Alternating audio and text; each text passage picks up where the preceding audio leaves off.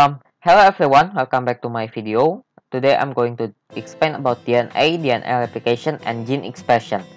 Or to be more specific, today we are going to discuss about protein synthesis.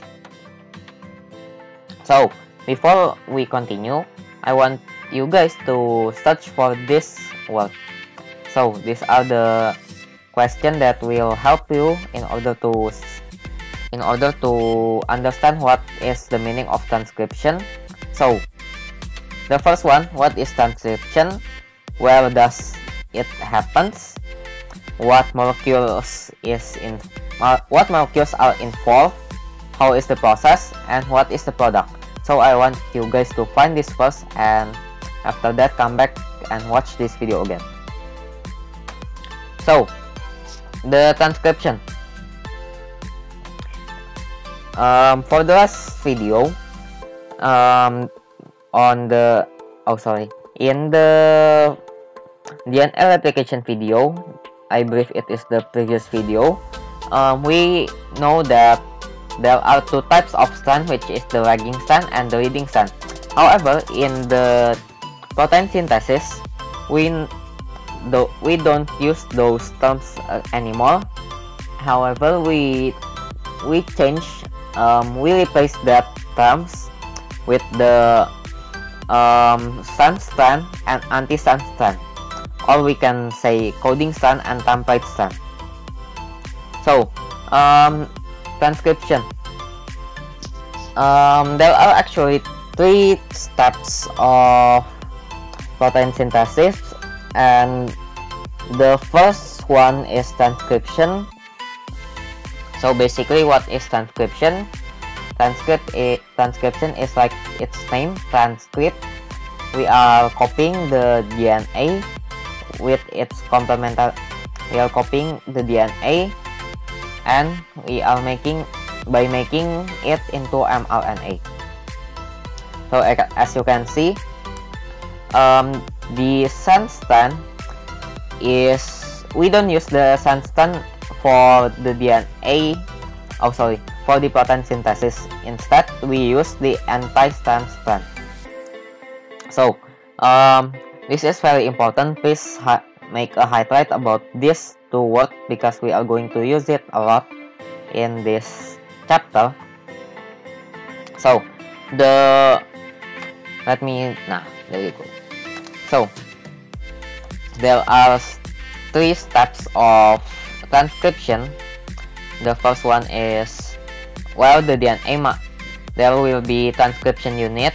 So there will be a starting point and a stop point for the DNA, for the transcription.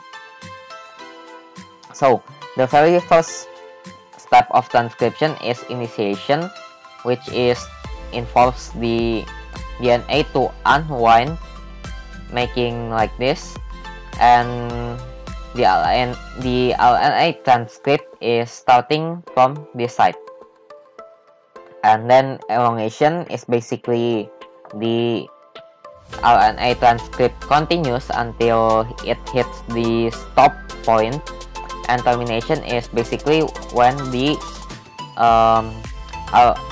mRNA synthesis is stopped completely, and the RNA, or to be more specific, the mRNA is completed. So next, now we have the mRNA already. So, but it is still it is still immature. It need to be modified again, because the mRNA will exit the nucleus and enter the cytoplasm. So how to make it more mature? The first step is going to be splicing mRNA. So how does it works? As usual, the DNA is being transcribed and changed into mRNA like this, and then there are exon like here. These are exon, and this is intron. As you can see, the darker one is exon and the lighter one is intron. The intron doesn't how to say it. The introns don't code for the proteins, so basically our body just throw it away and we don't use it, and we just throw it away into the trash bin or something else. So we just throw away the introns, and then after we throw away the introns, we got the major mRNA, and this mRNA is ready to go outside the nucleus. So how could we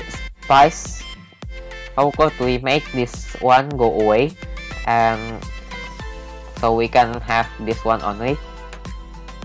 So we have something that is called as an LPs, which is small nuclear proteins. Basically, so they are like these balls, I don't know what marbles maybe would like to call it.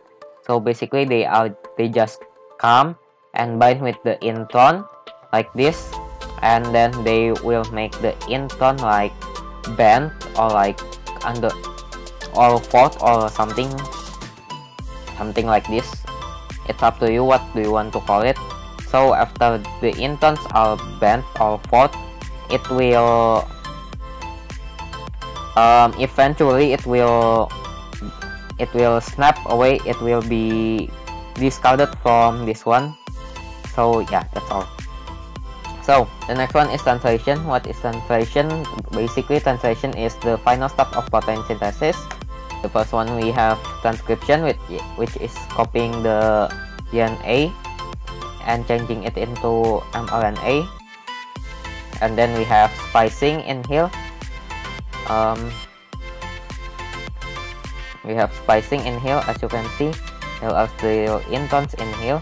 We splice it, we delete it from the mRNA, and it becomes a major mRNA, and it's ready to go to the cytoplasm, and it is being synthesized. It is being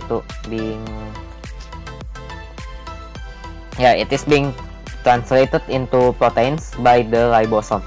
As its name, translation, means it is translated. So the translation process. Right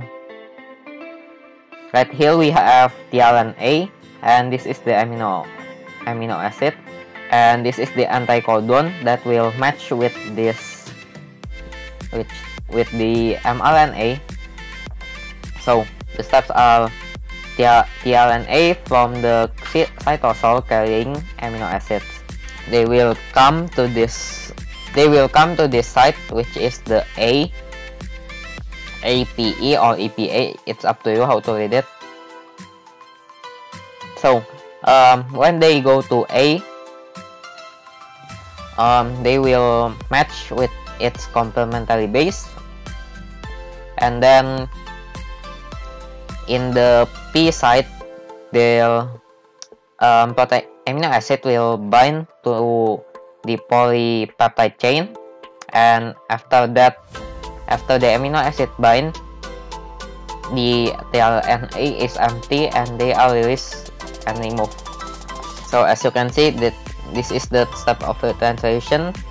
The steps are like this. The tRNA transfer an amino acid to the tRNA corresponding to the next codon. The ribosome then moves to the next mRNA codon to continue the process, creating an amino acid chain. And for the termination, when a tRNA encounter a stop codon, final structure of a peptide is complete and released from the ribosome, and translation process is stopped. So thank you everyone for watching this video, and see you on the next one. Goodbye.